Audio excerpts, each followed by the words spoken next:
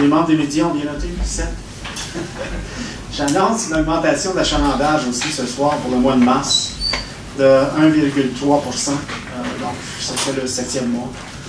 Je pense qu'on peut maintenant parler d'une tendance lourde de gens qu'on a réussi à refidéliser ou des gens qui ont maintenu leur passe. Donc, à date, en 2015, l'augmentation du taux d'achalandage accumulé est de 2,3 %. Combien? 2,3.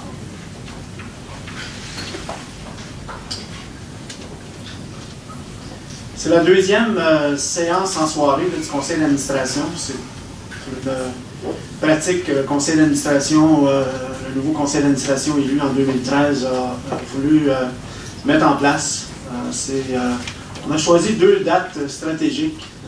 Celle-ci en est une parce que cette date-ci est le moment où on passe les résolutions pour les modifications au circuit pour la desserte du mois de septembre 2015. L'autre date choisie, c'est au moment de l'adoption de notre budget. Le conseil d'administration va bientôt se pencher sur cette pratique-là. On va voir, analyser l'intérêt que ça a causé, ça a généré, c'est-à-dire, et on décidera ce qu'on maintient ou ce qu'on décide de faire avec cette pratique-là. Ce soir, on passe toute une série de résolutions qui sont directement reliées à la qualité du service à la clientèle. On va aussi, ce soir, entre autres, présenter des recommandations issues de l'analyse du réseau dans l'est de la ville menée par une firme indépendante. Les représentants sont toujours autour de la table. Bonsoir. Et les nouveautés qui en ont ressorti, ces nouveautés-là, ces recommandations-là, ont orienté nos décisions par rapport aux modifications qu'on va adopter pour la desserte, entre autres, de septembre. Avant de poursuivre, la STO a été honorée. Certains de nos employés ont reçu une reconnaissance sur la scène provinciale. Donc, au nom du conseil d'administration et les membres de la direction, je voudrais reconnaître les gens qui ont travaillé au projet de rechargement par Internet de la carte à puce multi. J'imagine que l'information supplémentaire pourrait être disponible sur le site de la STO. C'est ça, donc pour les journalistes qui s'intéressent à avoir le détail, ça pourrait être disponible sur le site et aussi via Mme Gauthier, j'imagine. Donc, le prix reçu, c'est le premier prix dans le cadre du concours Dans l'œil de l'AQTR, dans la catégorie Innovation. C'est le caractère évolutif, le taux de satisfaction élevé de la clientèle et le faible coût de mise en œuvre qui ont, entre autres, séduit le jury de l'Association québécoise des transports.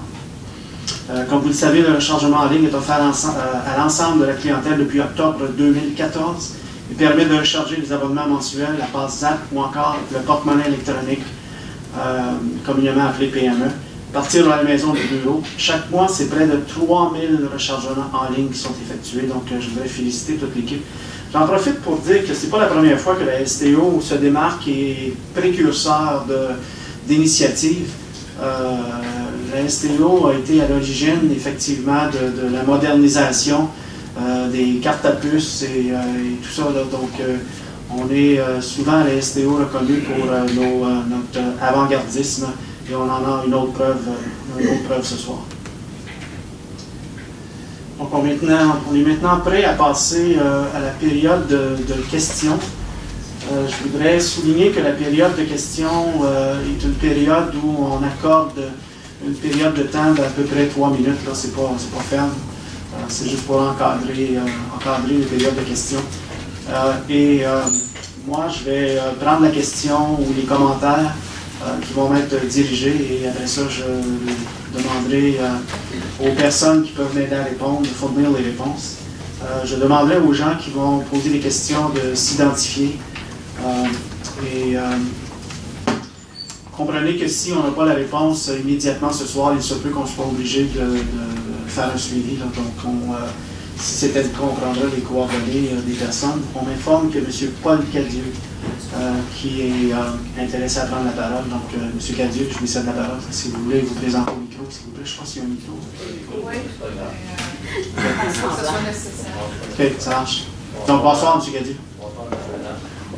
Je suis un résident de la rue Turin et Rivarin au Capitole.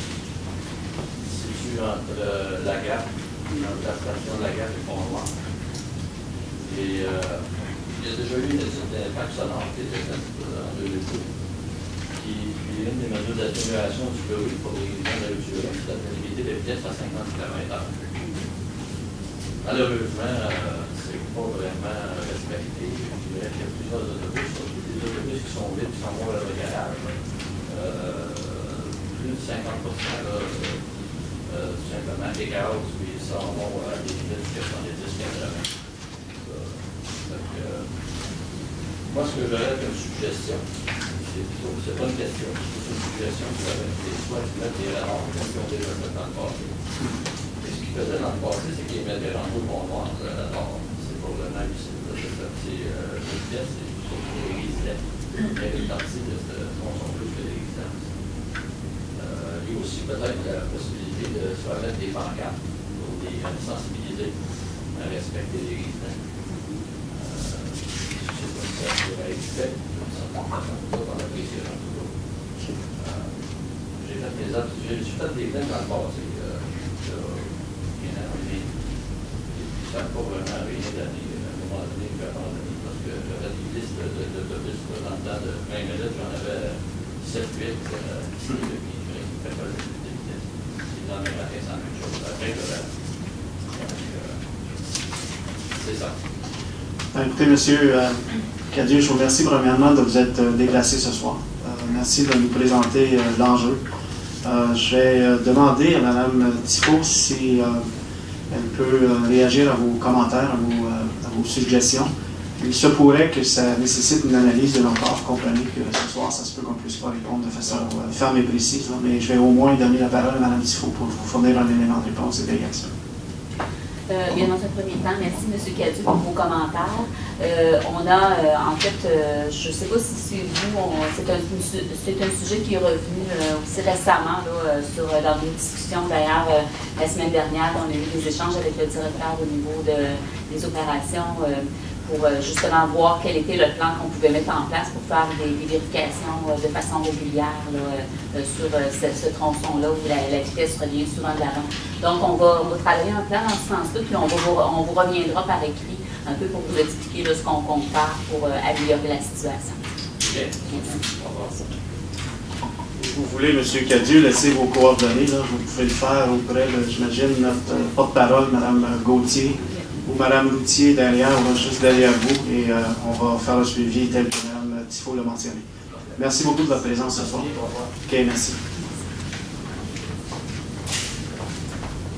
Donc, pour l'adoption de l'ordre du jour, est-ce qu'il y a des membres du conseil d'administration qui proposent des changements? Donc, c'est proposé par